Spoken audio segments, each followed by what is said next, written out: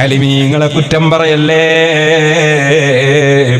ആയിരക്കണക്കിന് ആലിമീങ്ങളെയും ആയിരക്കണക്കിന് യതീമുകളെയും ഒക്കെ പോറ്റി വളർത്തി ഉമ്മത്തിന്റെ നേതൃരംഗത്തെത്തിച്ച മഹാപണ്ഡിതനായ അതേ ആയിരക്കണക്കിന് ആളുകൾക്ക് വിദേശത്തും നാട്ടിലും വലിയ വലിയ തൊഴിലുകൾ വാങ്ങിച്ചു കൊടുത്ത, ആയിരക്കണക്കിന് പള്ളികളും മദ്രസകളും ഒക്കെ സ്ഥാപിച്ചു നടത്തിക്കൊണ്ടിരിക്കുന്ന മഹാനായ ശൈഖുനാ സുൽത്താനുൽ ഉലമാ ഉസ്താദിനെ സുബ്ഹാനല്ലാഹ്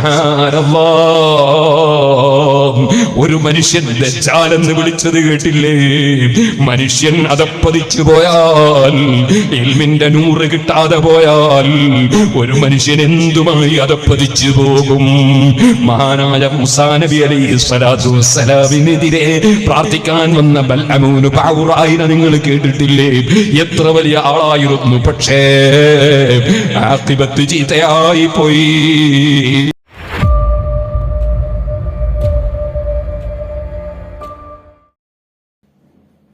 അസ്സലാമു അലൈക്കും വറഹ്മത്തുള്ളാഹി.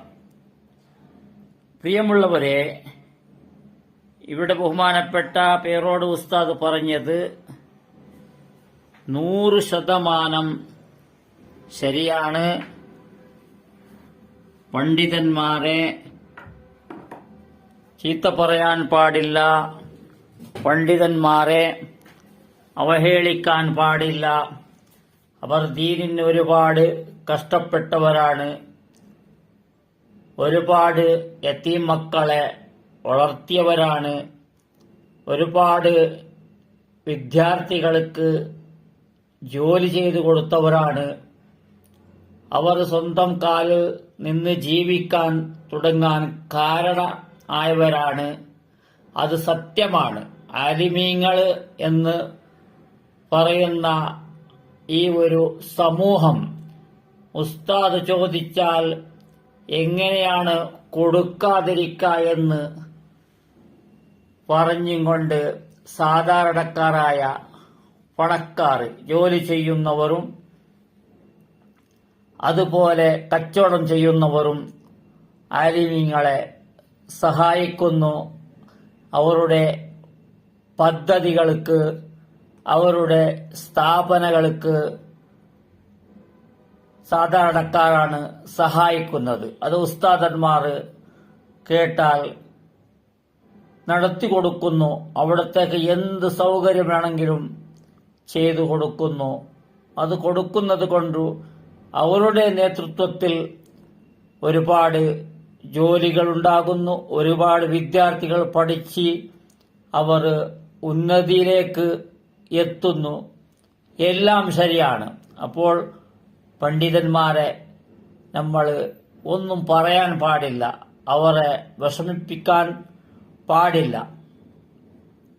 എങ്കിലും സമൂഹത്തിൽ കാണുന്ന ചില കാര്യങ്ങളെ അവർ തുറന്നു പറയാതെ സ്റ്റേജിൽ മാത്രം കയറി പറയുന്നത് കൊണ്ട്, അതിനുവേണ്ടി പ്രവർത്തിക്കാതെ, ഇത്രയും ഒരു സമൂഹം അവരുടെ കീഴിലുള്ള അവരുടെ വിദ്യാർത്ഥികളും അതുപോലെ അവർ പറഞ്ഞത് അനുസരിക്കുന്ന സാധാരണക്കാരും ഇരിക്കെ ഇത്ര ഇസ്ലാം ദീനിന്റെ ഉള്ളിൽ ഇസ്ലാമിന്റെ പേരിൽ, മഖ്ബറയുടെ പേരിൽ നടത്തി വരുന്ന കാട്ടിക്കൂട്ടുകൾ അതിനെ ഇവർ നിർത്താൻ ശ്രമിക്കുന്നില്ല എന്നാണ് നമുക്ക് ഇവിടെ കണ്ടുവരുന്നത്.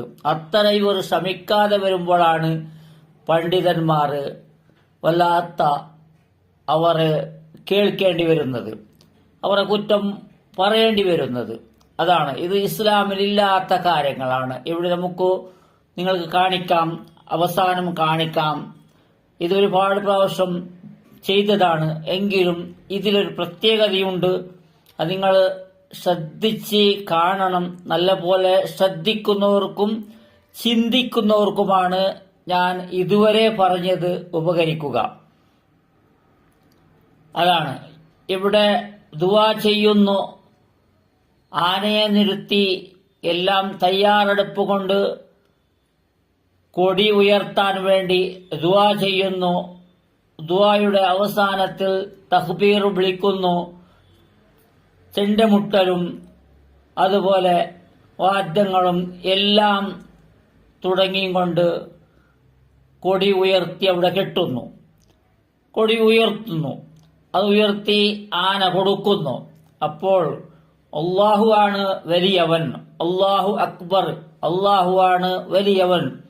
നമ്മുടെ നമസ്കാരത്തിലും എല്ലാ സമയത്തും ഏത് ഒരു വാക്യമുണ്ടെങ്കിലും അതിനേക്കാൾ ഉയർച്ചയിൽ നിൽക്കുന്ന ഒരു വാക്യമാണ് ലാ ഇലാഹ ഇല്ലല്ലാ എന്ന് പറയുന്നതിനേക്കാളും കൂടുതൽ പ്രാവശ്യം നമുക്ക് പറയാൻ കിട്ടുന്നത്, ഫറളായ കാര്യത്തിലും എല്ലാ സമയത്തും പറയാൻ കിട്ടുന്നത് അല്ലാഹു അക്ബറാണ്. ആ അല്ലാഹു അക്ബർ എന്ന് വിളിക്കുന്ന സന്ദർഭത്തിൽ അവിടെ ചെണ്ടയും മദ്ദളയും വാദ്യങ്ങളും എല്ലാം അല്ലാഹു അക്ബർ എന്ന് വിളിക്കുന്ന സന്ദർഭത്തിൽ അത് അവിടെ ചെയ്യുന്നത് ശരിയാണോ? ഇത് മൊത്തം എല്ലാം തെറ്റാണ്. എങ്കിലും അവിടെ നമുക്ക് പോയിന്റ് ഉള്ളത് അല്ലാഹു അക്ബർ, അല്ലാഹു ആണ് വലിയവൻ എന്ന് പറഞ്ഞതിന് ശേഷം അതിനേക്കാൾ വലിയ ഒരു കാര്യവുമില്ല. അവിടെ കൊടി ഉയർത്തുകയാണെങ്കിൽ അത് ശരിയാണെന്ന് പറയുന്നതല്ല, എങ്കിലും അവരുടെ ഒരു കാര്യമാണ്, അവരുടെ ഒരു വിശ്വാസമാണ്. അതുകൊണ്ട് അതവർ ചെയ്യുകയാണെങ്കിലും അള്ളാഹുവിനെ വിളിച്ചും കൊണ്ടും അള്ളാഹുവിനെ അല്ലാഹു അക്ബർ എന്ന് പറഞ്ഞും കൊണ്ട് അവിടെ ചെണ്ട, വാദ്യ, മദ്ദള, മ്യൂസിക്ക എന്തെല്ലാം ഉണ്ട് അതെല്ലാം അവർ ചെയ്യുന്നത് തെറ്റായിട്ടല്ലേ കാണുന്നത്? ഇത് നിങ്ങൾക്ക്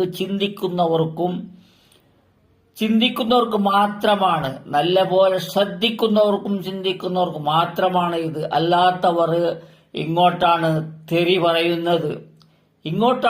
പറയുന്നത്, പറഞ്ഞോട്ടെ. എങ്കിലും നമ്മൾ അള്ളാഹുവിന്റെ കാര്യത്തിൽ ശ്രദ്ധയില്ലെങ്കിൽ നമ്മൾക്ക് വാദ്യവും ചെണ്ടയും മേളങ്ങളും വേണമെങ്കിൽ പിന്നെ ആന എന്നുള്ള ഒരു മൃഗം നമ്മളെ ചവിട്ടി അരക്കല്ലാതെ വേറെ എന്താണ് ഇവിടെ സംഭവിക്കേണ്ടത്? അള്ളാഹുവിന് പൊരുത്തമില്ലാത്ത കാര്യമാണ് എന്നല്ലേ നമുക്ക് മനസ്സിലാകുന്നത്. ഇതിനേക്കാൾ കൂടുതൽ പറയണോ? ഇത് ഒരുപാട് പ്രാവശ്യം നമ്മളും നമ്മളെപ്പോലെ വീഡിയോ ചെയ്യുന്നവരും എല്ലാം പറഞ്ഞ് മനസ്സിലാക്കി കൊടുത്തതാണ്. എങ്കിലും നിങ്ങളുടെ ശ്രദ്ധയ്ക്ക് വേണ്ടി ഇത് നല്ലപോലെ ശ്രദ്ധിച്ച് കേൾക്കണം. അവസാനം ഇത് കേട്ടുകൊണ്ടേ നിങ്ങൾ വിരമിക്കാവൂ. ഇൻഷാ അല്ലാഹ്. അസ്സലാമു അലൈക്കും വറഹ്മത്തുള്ളാഹി. جسامنا فإنك تمو ما تشاء تثبت عندك أم الكتاب. اللهم إنا أعوذ بك شر الشياطين، اللهم إنا أعوذ بك شر الظالمين. اللهم يسر عسيرنا وسهل أمورنا وأعد ديورنا واشف أمراضنا وأمراض مرضانا وأمراض الظاهرية وأمراض جميع المؤمنين والمؤمنات والمسلمين والمسلمات.